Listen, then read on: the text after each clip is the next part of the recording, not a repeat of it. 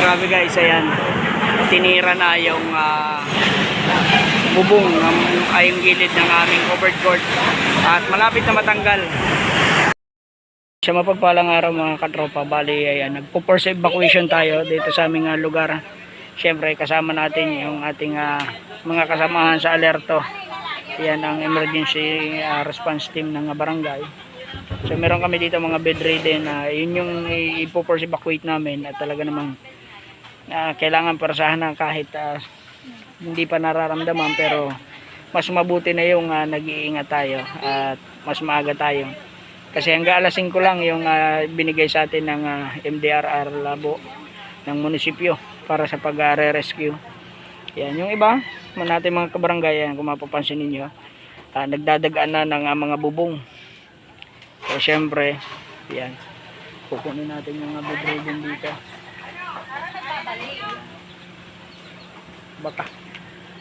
Ayan na. Kasama natin yung mga alerto. Dadalhin natin yan sa evacuation center na ibinigay ng Labo Science and Technology.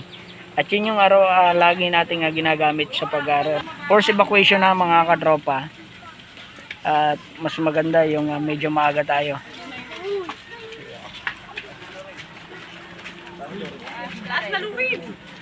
Yung paa baka maipit pagbaba. So dadalhin na natin sa evacuation center. So tara, let's go. Yan. Siyempre kasama natin si Kuya Edwin, yan ang ating barangay police safety officer at ang ating secretary. Sila yung nagtatala kung ilan na ba yung nag-evacuate. So tara na. Sa Labo Science and Technology High School, ayan, kung saan ginagamit itong mga room para pag-evacuationan ng ating mga kabarangay. So maraming salamat sa lahat ng pamunuan ng Labo Science and Technology High School. Halos lahat na itong mga room na to dito meron nang naka-allocate na nag-evacuate. Tapos doon sa banda doon, ayan, kung mapapansin ninyo, yan, may mga tao na doon. Ayan. Kami guys sa Procdos. Yan, at bedridden pa din yung aming kukunin. Yan. Nauna na yung ating ng alerto kasi medyo critical yung ating pinarkingan. Yan. Dito tayo. So, yan. Puntahan natin sila.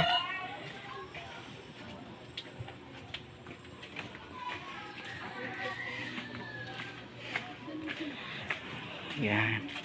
So, dito na tayo sa Procdos.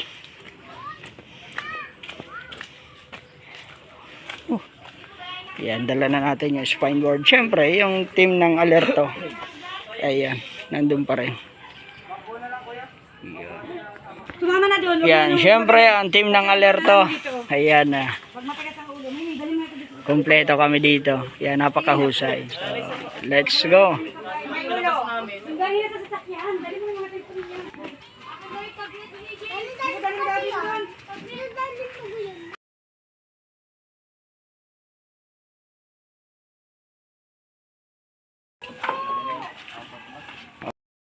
Hindi kayang straighten ng team alerto yung lakad at talaga namang medyo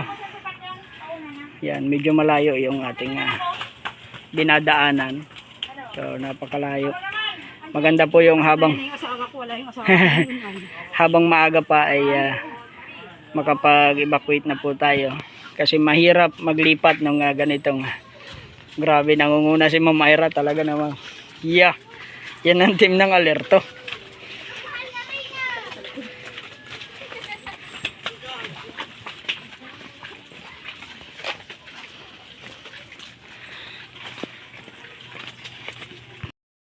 Hakot na tayo. Siyempre katulong natin si Alay sa Diyos, Alay sa Bayan Rescue Vehicle. Ayan. So meron naman tayong bedridden dito na sakay. At pagplaplanuhan lang kung saan kwarto pwedeng ilagay yung malapit sa CR at siyempre yung may hindi kasamang iba, kumbaga para mas buwelo kasi mahirap magagalaw yung mga bedridden. Yan, kaya dapat doon lang sila sa may malapit sa CR. Yan, nandito tayo sa Labo Science and Technology High School. Alright. So, yeah, si Kuya Edwin, yung ating po namang BPSO, kasama natin. Yan, andun. Nandito na yung ibang bata. At maya maya, malapit nang magdilim. So, sana lumisya yung malakas na hangin. Ano? Di pa natin alam kung sa ilalagay yung ating pasyente. So, yon gabi na mga katropa, 8:15. Pero ayan, naghahakot pa rin tayo ng ating mga kabarangay. Siyempre, habang maaga pa, ay kailangan talaga ituloy-tuloy yung paglikas. At eto, nagbukas na naman ang isang room para dito sa bagong dating ng mga evacuees. Doon kuya. So ito, may naglalako na ng pong 20 araw-araw. Oh, naroon. Tapos may nagdadabog. Di ko na alam kung bakit. Yan. Siyempre, kasama natin sila Kagawad. Siya at si Kagawad. Sorry.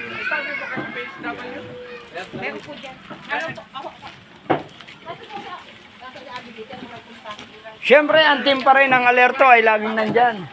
Yan, siyempre si Mr. Nabor. Ito, nawawala yung team leader namin.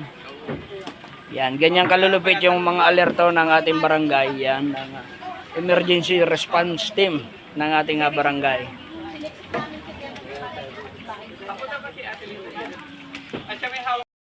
Tropa bali 12:45 na.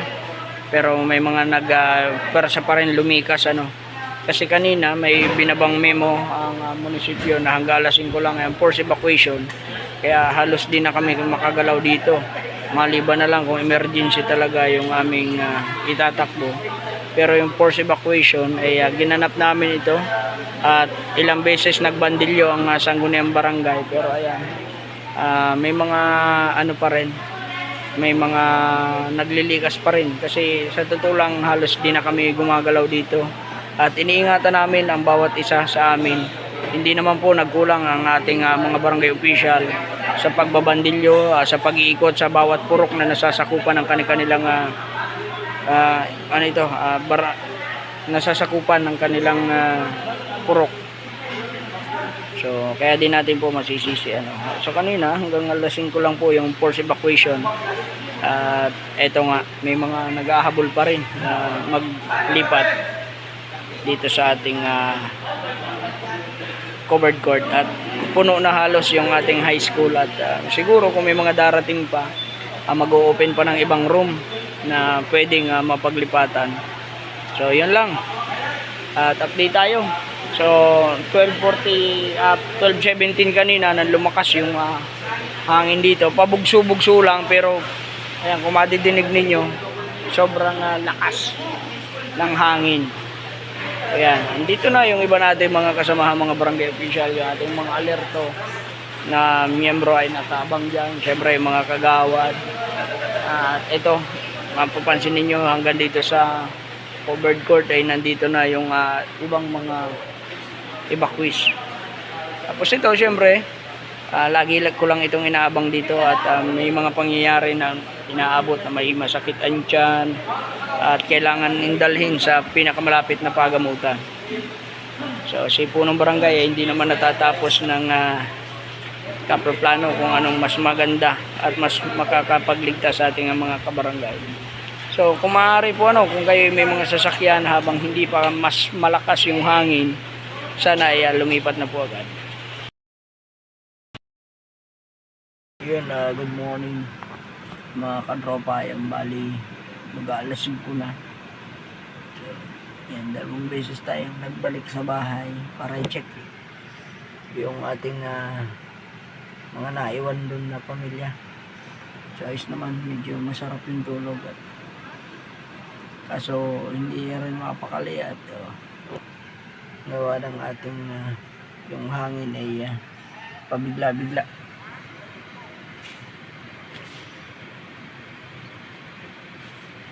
Kanina alas 3 sobrang lakas Kaya tumakbo tayo doon sa bahay para i-check kung may mga babagsak pa doon na katabing puno, pero wala naman.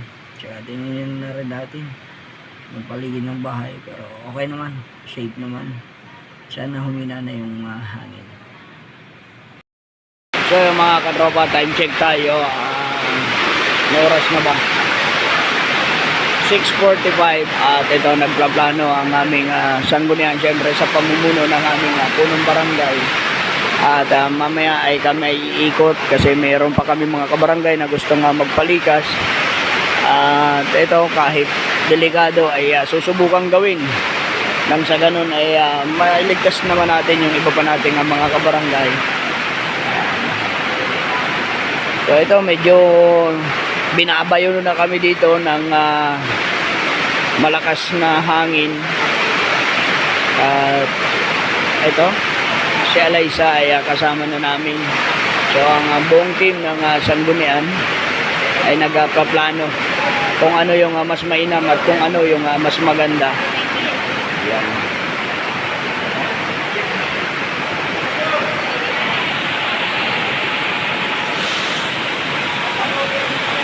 Ito, sunod-sunod lagi yung pag-warning sa atin ng NDRRMC ano. Yan. Nasa signal number 4 ang aming lugar dito sa Camarines Norte.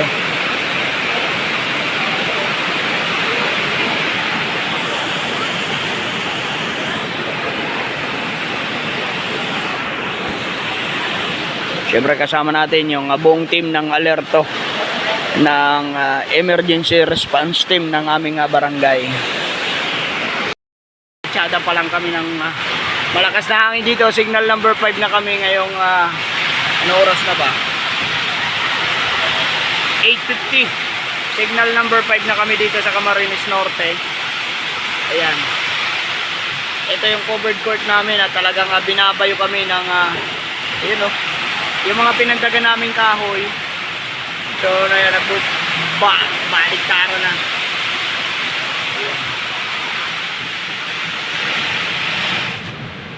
Grabe.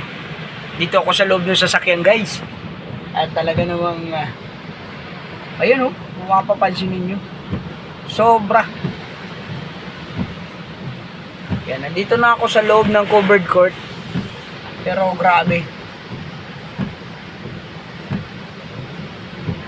Yan, ingat-ingat ang lahat ha.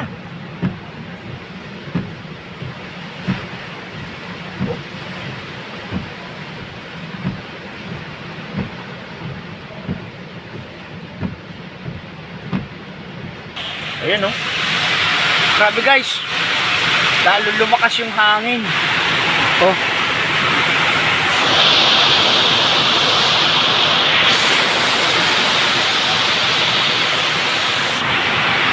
Paano pa yung ibang lugar na tinumbok ng bagyo?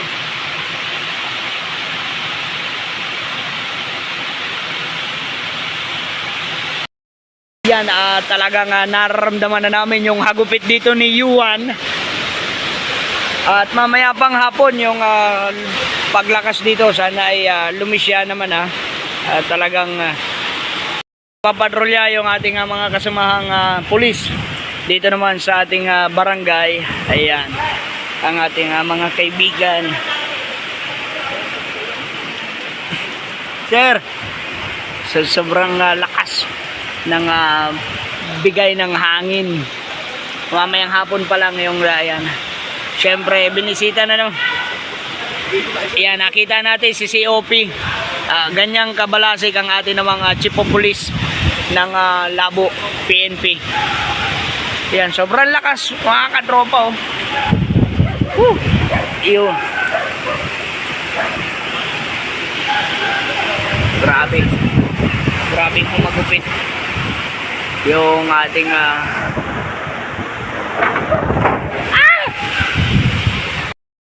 yung mga katropa. At syempre binisita na ng PNP at ng Philippine Army ang ating po ng mga evacuation center. Ayan, kasama ang ating po ng mga PNP chief ng Labo Municipal Police Station. Ayan, kung mapapansin ninyo yung hagupit ng hangin ay talagang hindi basta-basta. Pero hindi pa yung lugar namin ang tinutumbok. at sobrang lakas ng paggrapado ng hangin niya. Hiyuan. Yan, nagkakalampagan ng lahat. May natumbang malaking puno na dito sa may bakod ng high school. Yan, doon sa kabila, at bumalagbag ito sa kalsada.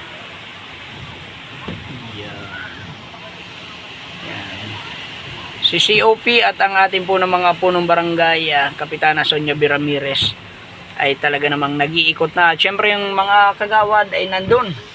Binisita na lahat ng rooms na mayroong evacuation. May mga evacuees. Anong tawag doon? Bakwit. Yan. Bakwit ang tawag dyan. Mga ganyan.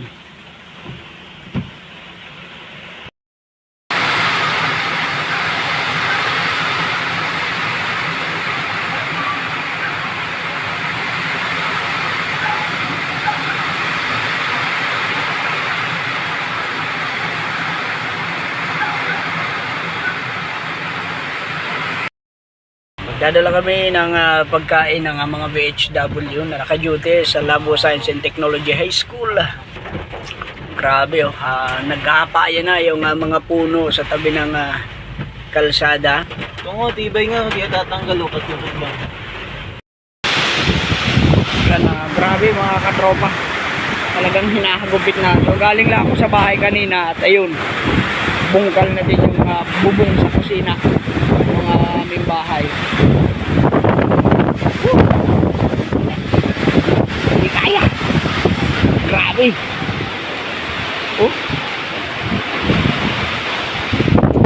Grabe.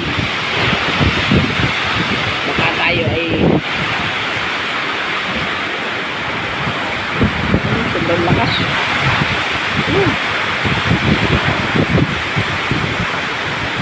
Yan. May mga ilang bahay na yung natuklapan. Yero.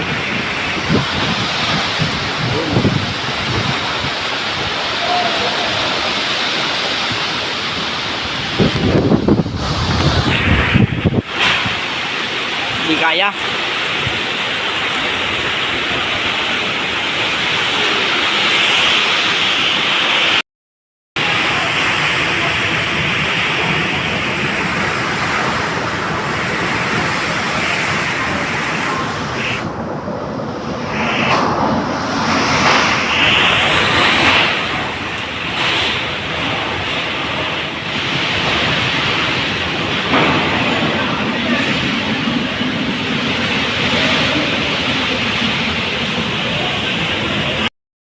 Grabe guys, ayan.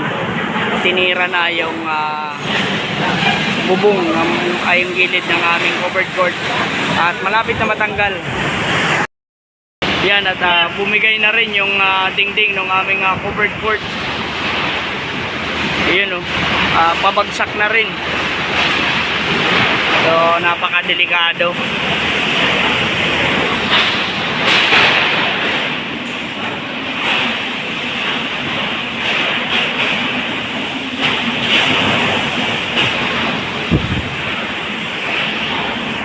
Tapos yung senior citizens hall ay grabe na rin. Talagang halos buo nang ililipad. Yan So grabe. Yung bahay namin ay talaga namang ubos. Walang natira doon sa amin.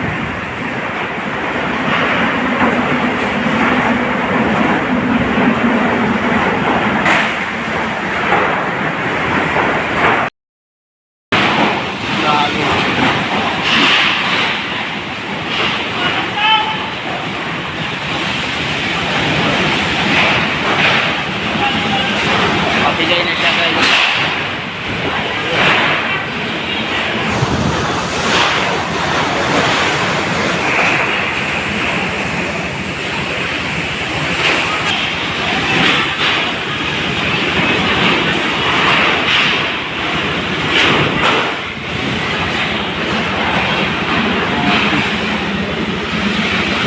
Talagang binabayo kami ng todo. Paano pa kaya yung mga pinaglantulan? ng mga katropa yung tinira na U1. Yan. Time check tayo, 9:56. Kailangan na makagawa tayo ng daan para Kita mo kuya pa? tropa, nag-uwi na yung ating mga evacuees. So, ito na yung nangyari. Naghahakot pa lang sila. Ito yung nangyari dito sa ating bahay. Lahat na ibintana. Lahat pinto. Ayan, ito yung tindahan namin. So, kagabi, ayan, pinultanta na lang na tropal. Sirira din pala. Ubos Amin din. baga? Lagi tanhanan po. Ito, ang nangyari dito sa bahay. Yun naman yung nako. Ayun yung bahay namin. Ubos ang dingding. Pati ang mga yero. Lalo na dito sa part ng kusina. Grabe lang. Walang natira.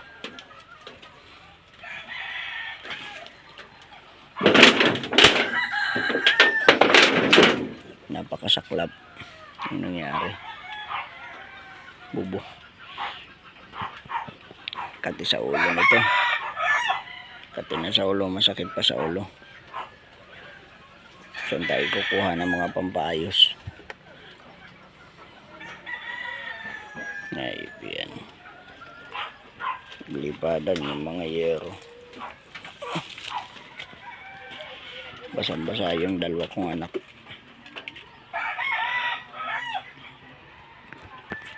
Ito yung nangyari dito sa paligid namin.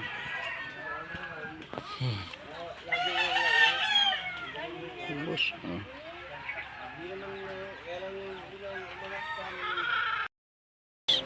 Yan. Giba. Oh. Yun yung yun.